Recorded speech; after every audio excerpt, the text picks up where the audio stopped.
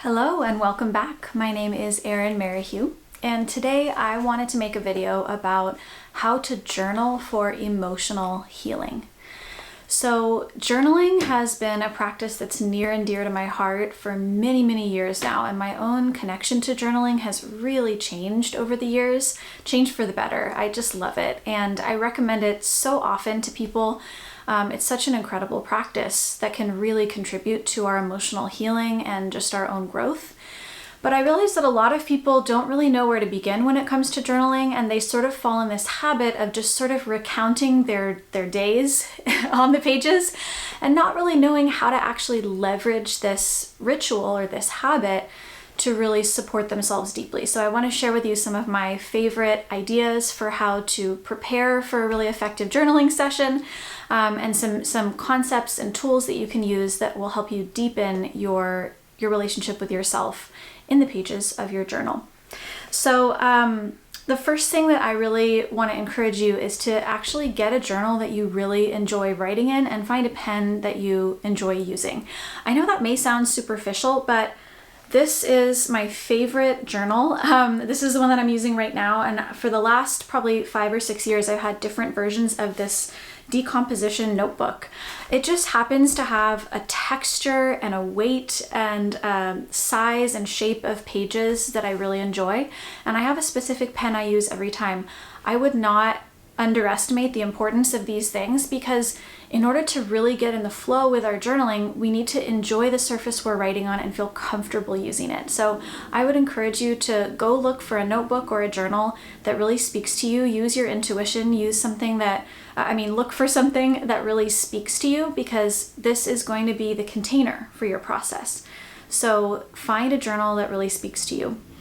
The other thing I would suggest is that before you sit down to journal, create kind of a space for yourself, an energetic space that is going to be conducive to you going into your inner world. Because I find that forcing myself to journal at the same time every single day doesn't work for me, for example, because I really need to be able to find a point in my day. Each day is unique, a point where I can really settle in, and I need to find a space and a time where I have the privacy and the presence to actually attend to the process. So find a time of day, a place in your home or a cafe or where a park, wherever you find yourself, that feels nurturing to you as much as possible, and where you know that you can be able to be uninterrupted and really have in your environment things that help you to feel comforted and soothed and in connection with yourself. So obviously you can journal at any point, anywhere, but I think these things really help with that emotional healing dimension of journaling in my experience. So I like to have like my favorite cup of tea. I often like to light a candle. I like to add ritual to it to really kind of help myself go deep, so that it doesn't take so long for me to really enter into that place of being able to work with these really vulnerable parts of me. So if you have a journal that you like and you have a time and a place where you can really find privacy and go inward and have a soothing environment that kind of helps that, then you're in a great position to apply some of the concepts that I would recommend that you apply in order to really leverage the power of emotional healing and journaling. So let me walk you through what some of those concepts are. And these are the ones that I've kind of adopted over the years that have really taken my journaling to that next level. So the first one is assume that you will be the only reader of what you're about to write. I can't tell you how long I spent journaling as if I was writing to somebody else.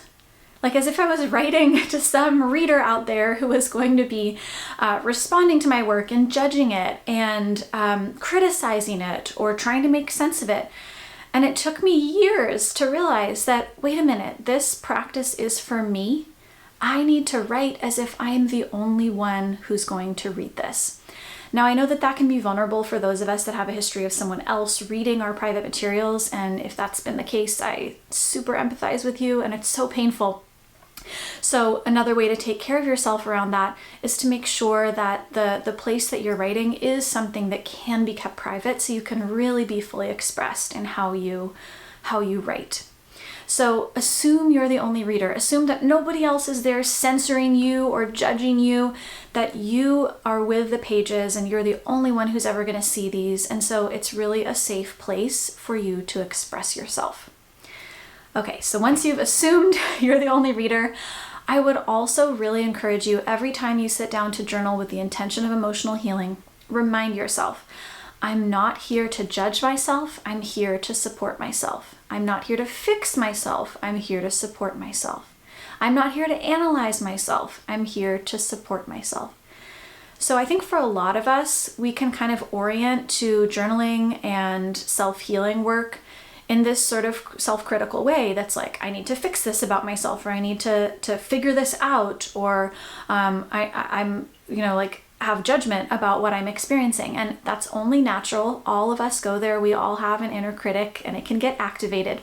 But when you sit down to journal, it's going to be such a more direct path to emotional healing if you can really set aside that judgmental, critical energy and remind yourself of your core intention. I am not here to judge. I'm here to support myself. So just those simple words and getting in that energetic state will already start to open up more layers of your process than if you come in kind of feeling like you need to manage the situation or you need to figure something out. Okay, my next point is to really let yourself be messy.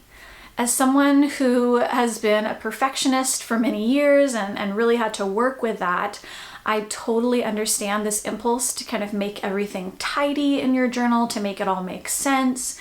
And I spent a lot of time and energy in the past journaling in that way, really making sure that everything made sense, correcting misspellings, making sure everything was on the right lines. And it's taken me a while to realize that that actually is the least important aspect of my journaling. The most important thing about journaling when it comes to emotional healing on the page is really about self-expression.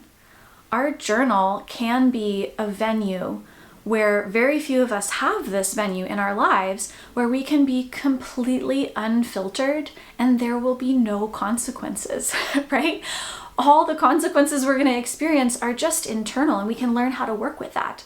It's a really rare and sacred thing to be able to fully express ourselves. And when we try to manage and nitpick how we are expressing ourselves, we really reduce the effectiveness of this healing intervention that we have available to us. So I would encourage you, let yourself go all over the page. Let it not make sense. Don't worry about grammar. Don't worry about spelling. Don't even worry about, will I be able to read this later? Chances are you'll be able to read what you need to be able to read. And if not, it's okay. The main thing is making sure that you get to express what's really going on for you, and you get to do that in a way that feels like no one's controlling it or forcing it or judging it or making it be a certain way. This, for me, has been one of the most liberating aspects of my own journaling.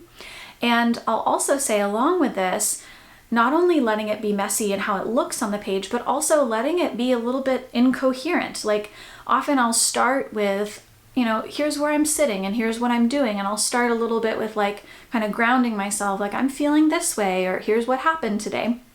And then I'll very quickly move into, there is actually a whole process I need to walk myself through. And I'll walk myself through, what are the stories I'm telling myself about this experience I recently had?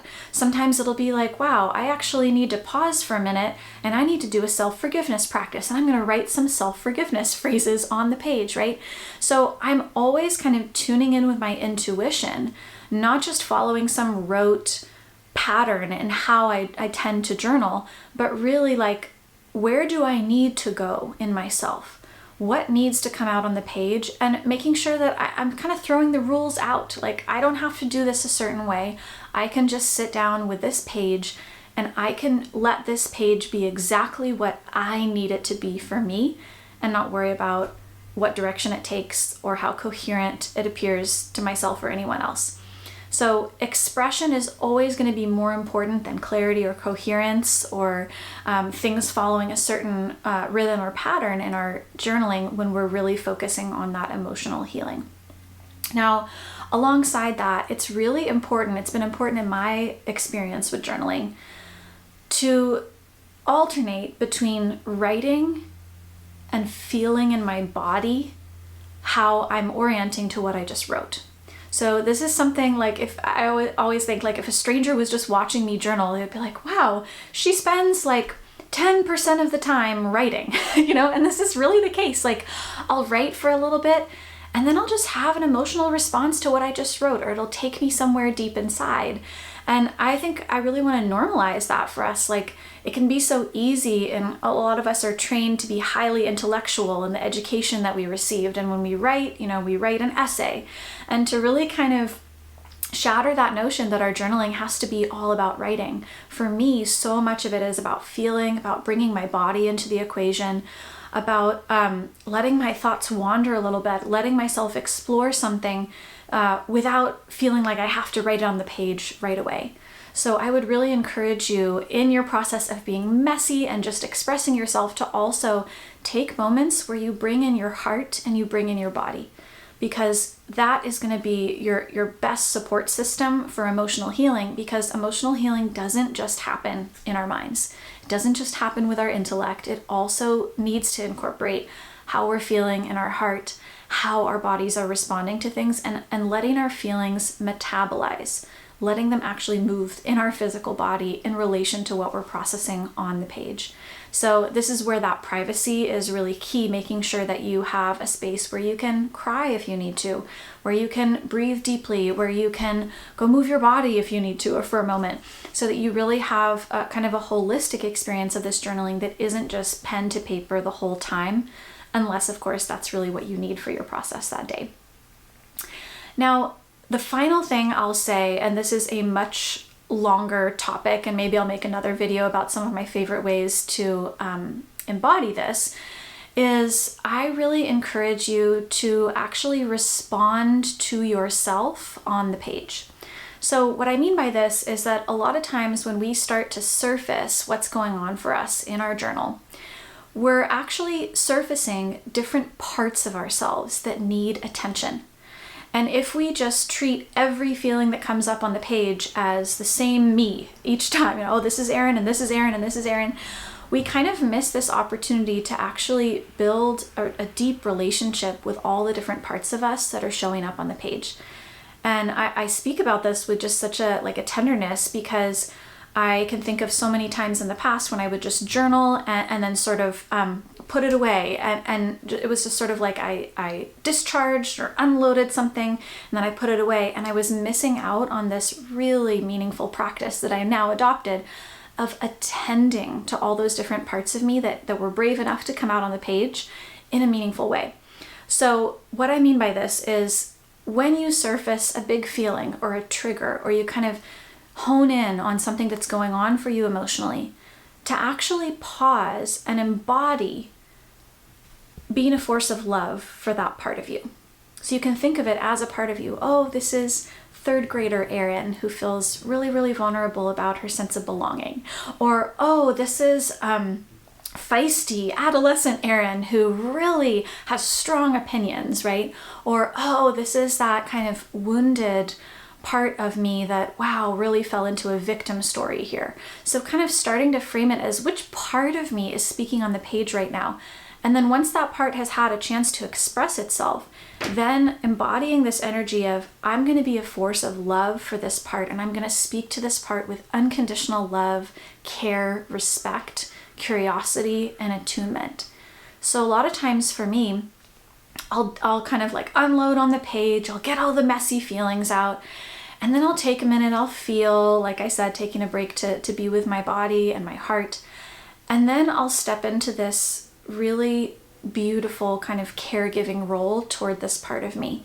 And I'll write a letter to this part of me, like, it sounds like you're feeling this, or, oh, dear one, I really hear you, or, oh, sweetheart, I can see how you're being so hard on yourself, right? So starting to actually respond to the parts of you that are coming up to be attended to, and really being in relationship with them.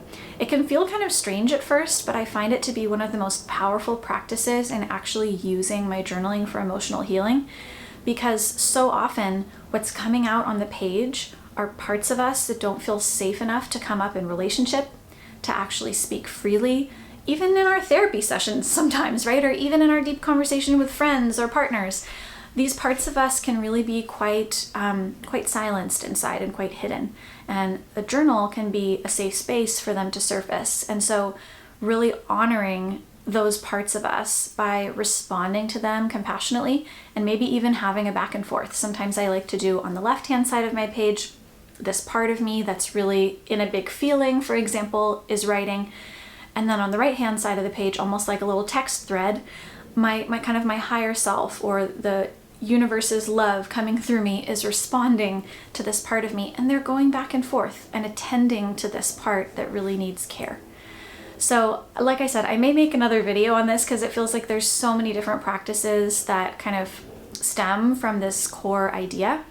But I really encourage you to try that on in your journaling and see how that serves you in terms of taking you one layer deeper with your emotional healing.